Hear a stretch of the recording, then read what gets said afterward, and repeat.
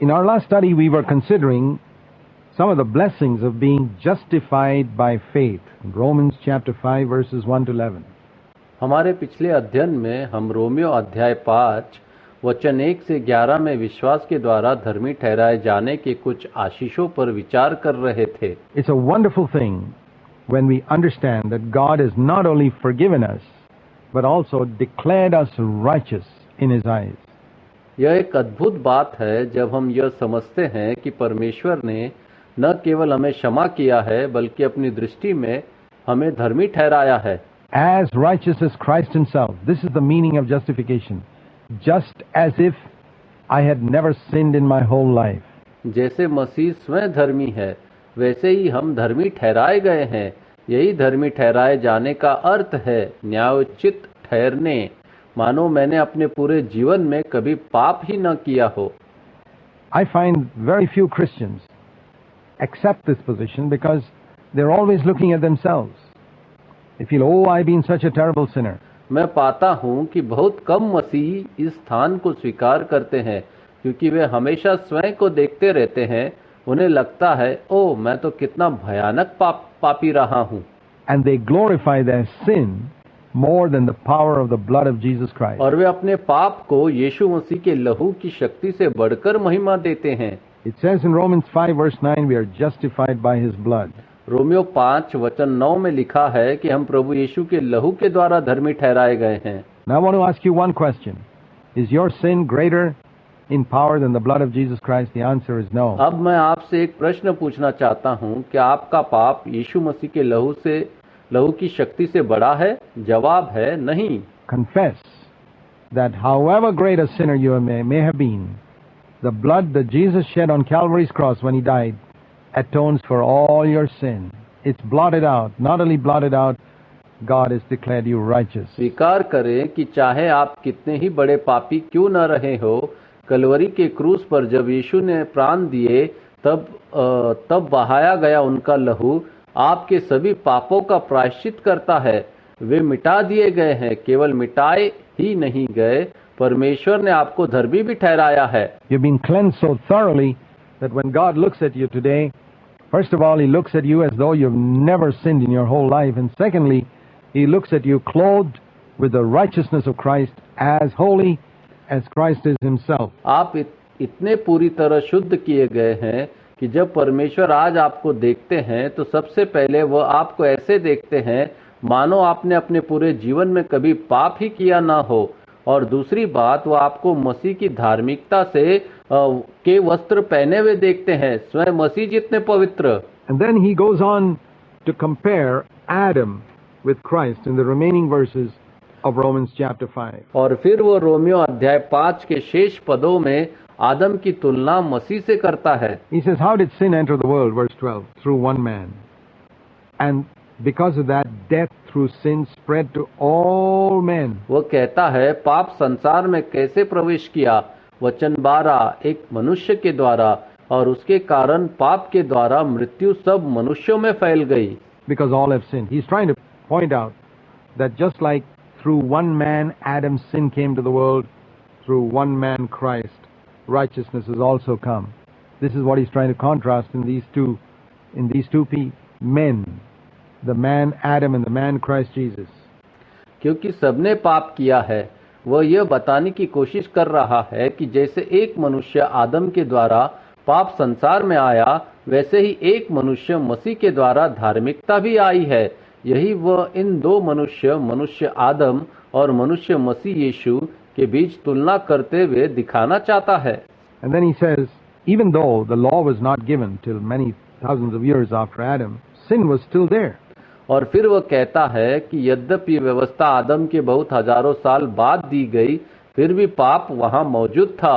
But sin could not be put to a person's account until the law was given.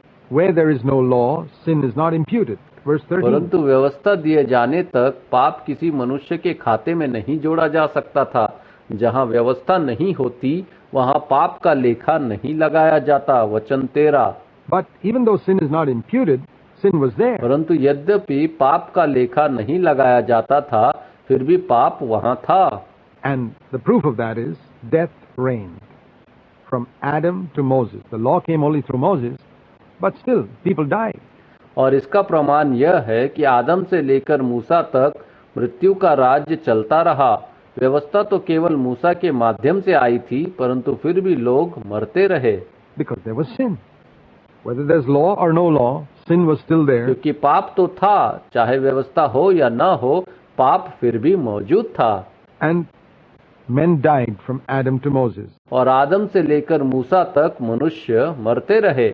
Even death reigned even over those, verse 14, who had not sinned in the likeness of the offense of Adam. यहाँ तक कि मृत्यु ने उन पर भी राज्य किया, वचन 14, जिन्होंने आदम के अपराधों के समान पाप नहीं किया था। They sinned. They disobeyed God's laws, even though the law was not given externally by Moses, but they had a conscience. They had violated it. उन्होंने पाप किया, उन्होंने परमेश्वर की व्यवस्था की अवज्ञा की। यद्यपि व्यवस्था मूसा के द्वारा बाहरी रूप से नहीं दी गई थी, परंतु उनके पास अंतरात्मा थी और उन्होंने उसका उल्लंघन किया। And the wages of sin is death. Sin, when it is finished, brings forth death, and it brought death. और पाप का वेतन मृत्यु है। पाप जब पूर्ण होता है, मृत्यु उत्पन्न करता है, और इसने मृत्यु लाई। And Adam, he says, is a type, a foreshadowing of Christ who was to come in the future. और आदम, वो कहता है, मसीह का प्रकार है जो भविष्य में आने वाला था। Who was the second man. But the free gift, he says in verse 15, is not like the transgression. जो दूसरा मनुष्य था, परंतु वो मुफ्त उपहार, वो कहता है वचन 15 में, अपराध के समान नहीं है।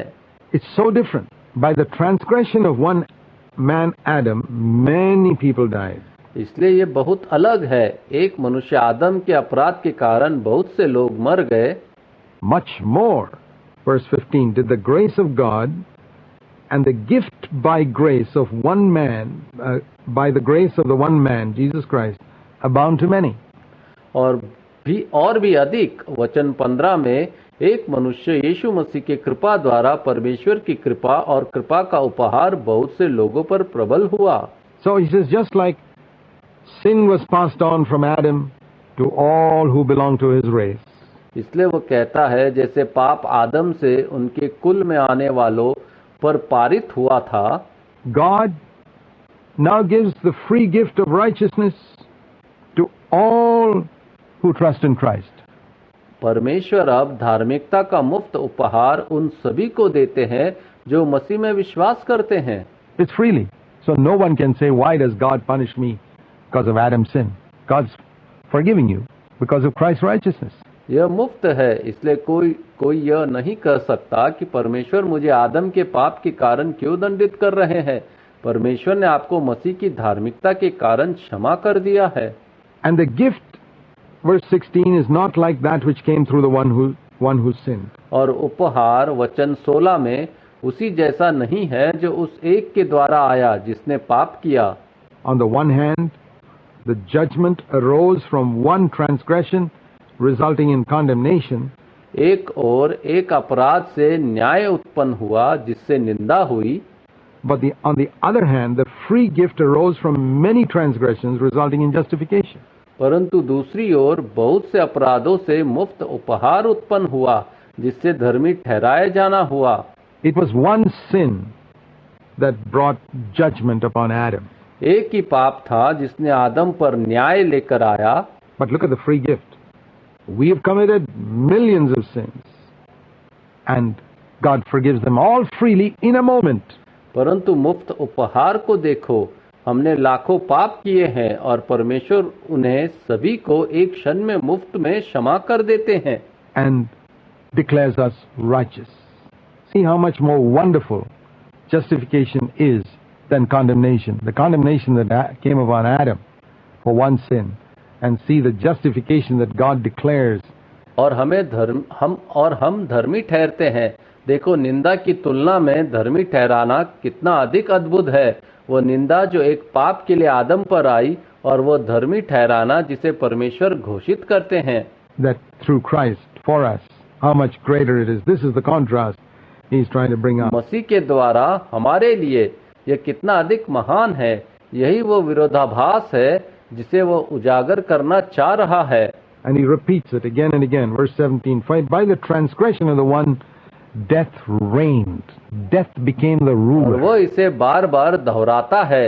वचन 17, एक ही अपराध से मृत्यु का राज्य हुआ, मृत्यु शासक बन गई Over all the human race because of one man's sin. और एक मनुष्य के पाप के कारण पूरे मानव जाति पर।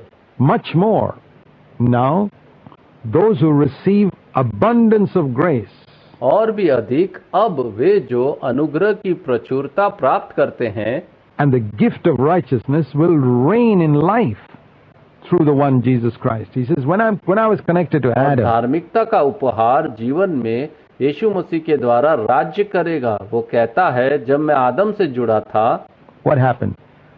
Death reigned in my life. Death was the ruler, spiritual death. क्या हुआ? मृत्यु ने मेरे जीवन में राज्य किया। मृत्यु शासक थी, आध्यात्मिक मृत्यु, Ruling every area of my life and finally bringing physical death as well, eternal death, separation from God forever and ever. मेरे जीवन के हर क्षेत्र पर शासन करती थी और अंत में शारीरिक मृत्यु भी लाती थी। अनंत मृत्यु अर्थात परमेश्वर से सदा सदा के लिए अलगाव। This is what reigned. This was the king on earth till Jesus came with grace यही राज्य करता था, यही पृथ्वी पर राजा थी, जब तक यीशु मसीह अनुग्रह के साथ नहीं आए। and the gift of righteousness. Justification is the gift of और righteousness. धार्मिकता का उपहार, धर्मी ठहराया जाना धार्मिकता का उपहार है। Now he later on speaks about how this righteousness becomes part of our अब वो character. बाद में बताता है कि यह धार्मिकता हमारे चरित्र का हिस्सा कैसे बन जाती है। But right now he's establishing how we are declared righteous before God. You see, God cannot accept us if there's the slightest sin in our परंतु life. अभी वो यह स्थापित कर रहा है कि हमें परमेश्वर के सामने कैसे धर्मी ठहराया जाता है। देखो, परमेश्वर हमें स्वीकार नहीं कर सकते यदि हमारे जीवन में सबसे छोटा भी पाप क्यों ना हो। Even if you've confessed your sin, there's still a lot of unconscious sin in your life. भले ही आपने अपने पाप को स्वीकार कर लिया हो, आपके जीवन में अभी भी बहुत से अचेतन पाप मौजूद है। And even if we confess all our known sin, there's still lots and lots of unconscious sin in our life. God cannot accept us. और भले ही हम अपने सभी ज्ञात पापों को स्वीकार कर ले, हमारे जीवन में अभी भी बहुत सारे अचेतन पाप है। परमेश्वर हमें स्वीकार नहीं कर सकते। And even if we are free from sin, God cannot accept us because we are not righteous. The only standard God accepts is the standard of Jesus Christ's righteousness. और भले ही हम पाप से मुक्त हो, परमेश्वर हमें स्वीकार नहीं कर सकते क्योंकि हम धर्मी नहीं है। परमेश्वर द्वारा स्वीकार किए जाने वाला एकमात्र मानक यीशु मसीह की धार्मिकता का मानक है। And you can be accepted before God only if that righteousness, your righteousness, is equal to the righteousness of Christ. How can that ever be? और आप केवल तभी परमेश्वर के सामने स्वीकार किए जा सकते हैं जब आपकी धार्मिकता मसीह की धार्मिकता के बराबर हो। यह कैसे संभव हो सकता है? Is there anyone who's anywhere near that standard? Nobody. क्या कोई भी है जो उस मानक के करीब भी हो? कोई नहीं। And that's how we see the so-called religious person is as filthy a sinner in God's eyes as the murderer and the thief. और इसी तरह हम देखते हैं कि कथित धार्मिक व्यक्ति परमेश्वर की दृष्टि में उतना ही गंदा पापी है जितना हत्यारा और चोर। And so the only way that any sinner, religious or irreligious, can be accepted is if the righteousness of Christ is put to their account and they are clothed with the righteousness of Christ. और इसलिए कोई भी पापी, धार्मिक हो या अधार्मिक, तभी स्वीकार किया जा सकता है जब मसीह की धार्मिकता उनके खाते में डाली जाए और वे मसीह की धार्मिकता के वस्त्र पहनाए गए हो। Then God sees them as having the righteousness of Christ. Then God can accept them. That's the only basis. फिर परमेश्वर उन्हें मसीह की धार्मिकता वाले रूप में देखते हैं, तब परमेश्वर उन्हें स्वीकार कर सकते हैं। यही एकमात्र आधार है। Today, the only basis on which God can accept a man is if he humbles himself and says, Lord, despite all my good works and my religious activity, I'm a sinner. आज एक मनुष्य को परमेश्वर द्वारा स्वीकार किए जाने का एकमात्र आधार यह है कि वह स्वयं को नीचा समझे और कहे, प्रभु मेरी सारी भली भांति की कृतियां और मेरी धार्मिक गतिविधियों के बावजूद मैं एक पापी हूँ And I want to come as a sinner and be forgiven and clothed with the righteousness of Christ, and that is put to his account. और मैं चाहता हूँ कि मैं पापी के रूप में आऊँ, क्षमा पाऊँ और मसीह के धार्मिकता के वस्त्र पहनाया जाऊँ और वह मेरे खाते में डाल दी जाए।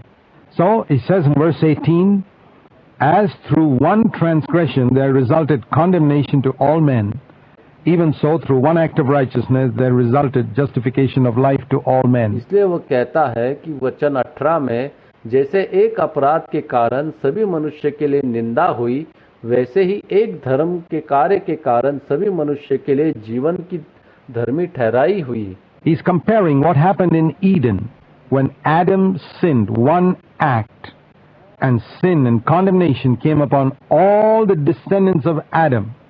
वह इसकी तुलना कर रहा है कि आदम के पाप करने पर ईदन में क्या हुआ। एक पाप के कार्य से आदम की सभी संतानों पर पाप और निंदा आ गई। He is comparing that with Calvary, where with one act of righteousness, where Jesus died for the sins of the entire human race. फिर वह इसकी तुलना कलवरी से कर रहा है, जहां एक धर्म के कार्य के द्वारा यीशु ने पूरी मानव जाति के पापों के लिए मृत्यु पाई। Justification of life came to all men, but we have to accept it. God doesn't force anyone to receive anything. जीवन का धर्मी ठहराया जाना सभी मनुष्य के लिए आया, पर हमें इसे स्वीकार करना होता है। परमेश्वर किसी पर कुछ स्वीकार करने के लिए जबरदस्ती नहीं करते। Through one man's disobedience, verse 19, Adam's many were made sinners. So through the obedience of one, Christ, many will be made righteous. एक मनुष्य की अवज्ञा के द्वारा, वचन 19, आदम की कई संतानें पापी बन गई, वैसे ही एक मसीह की आज्ञाकारिता के द्वारा कई धर्मी ठहराए जाएंगे। Again, we have to accept it. The law came that transgression might increase. That means people will become more aware of their sin. फिर भी हमें इसे स्वीकार करना होगा। व्यवस्था आई ताकि अपराध बढ़ सके। इसका अर्थ है कि लोग अपने पाप के प्रति अधिक जागरूक हो जाएंगे। But where sin increased, grace abounded all the more. परंतु जहाँ पाप बढ़ा, वहाँ अनुग्रह और भी अधिक प्रचुर हुआ। And just as sin reigned in death, so grace can now reign through righteousness to eternal life through Jesus Christ our Lord. That's God's ultimate goal. What is God's purpose for your life? और जैसे पाप ने मृत्यु में राज्य किया, वैसे ही अब अनुग्रह धार्मिकता के द्वारा अनंत जीवन में यीशु मसीह हमारे प्रभु के माध्यम से राज्य कर सकता है। यही परमेश्वर का अंतिम लक्ष्य है। आपके जीवन के लिए परमेश्वर का उद्देश्य क्या है? That grace, God's grace, might reign through righteousness to eternal life, make you partake of God's own nature. That's what eternal life describes, through Jesus Christ our Lord. ताकि अनुग्रह, परमेश्वर का अनुग्रह धार्मिकता के द्वारा अनंत जीवन में राज्य करे और आपको परमेश्वर की अपनी प्रकृति में भागीदार बनाए। यही अनंत जीवन है जो यीशु मसीह हमारे प्रभु के माध्यम से वर्णित किया गया है। God's not happy with forgiving you. He wants more than that. He wants you to partake of eternal life, His own nature, through His grace, through Jesus Christ our Lord. परमेश्वर केवल आपको क्षमा करने से संतुष्ट नहीं है, वो उससे अधिक चाहते हैं। वो चाहते हैं कि आप अनंत जीवन में उनकी अपनी प्रकृति में भागीदार बने। उनके अनुग्रह के माध्यम से यीशु मसीह हमारे प्रभु के द्वारा।